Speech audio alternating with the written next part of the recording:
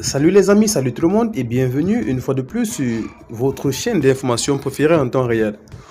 Aujourd'hui, nous continuons notre tour du côté du Niger où nous avons une nouvelle information selon laquelle la CEDEAO a commencé ses premières attaques au Niger.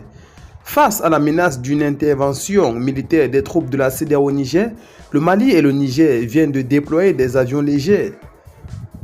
Peu après le coup d'État au Niger, la CEDEAO a décidé d'imposer des sanctions à Niamey tout en exhortant la junte de rétablir l'ordre constitutionnel d'ici le 7 août 2023 avant une possible intervention militaire.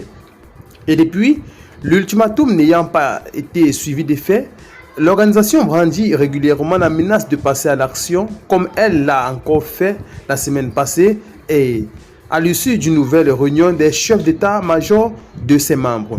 Alors, il y a de cela quelques heures seulement, la CEDEAO a enfin décidé de passer à l'attaque et a immédiatement envoyé ses premiers troupes du côté du Niger. Ceux-ci ont donc fait face à l'armée nigérienne qui s'est plutôt bien en sortie. Seulement, les pays membres de l'Union africaine sont divisés sur la conduite à tenir à l'égard de la junte nigérienne.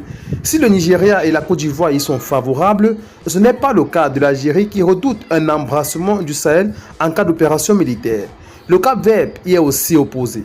Nous devons tout œuvrer pour le rétablissement de l'ordre constitutionnel au Niger, mais en aucun cas par une intervention militaire ou un conflit armé en ce moment, a déclaré José Maria Neves, le président.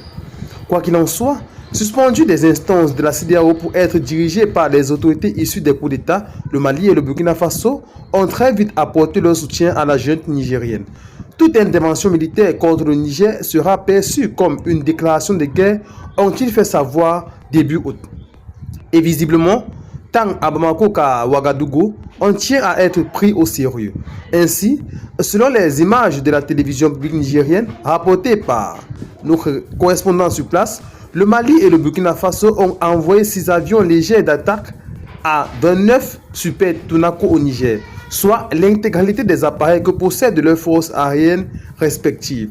Alors, la déclaration de guerre contre le Niger, est donc perçue comme une déclaration de guerre conjointe non seulement avec le Burkina Faso, mais aussi avec le Niger, avec le Mali, qui ne laisseront pas, ont-ils fait savoir, passer cette fois-ci la CEDEAO.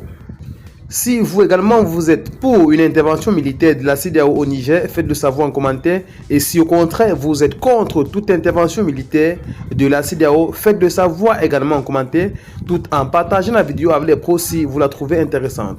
Restez scotchés car nous avons de très bonnes vidéos avec de très bonnes informations à vous faire savoir. À très bientôt.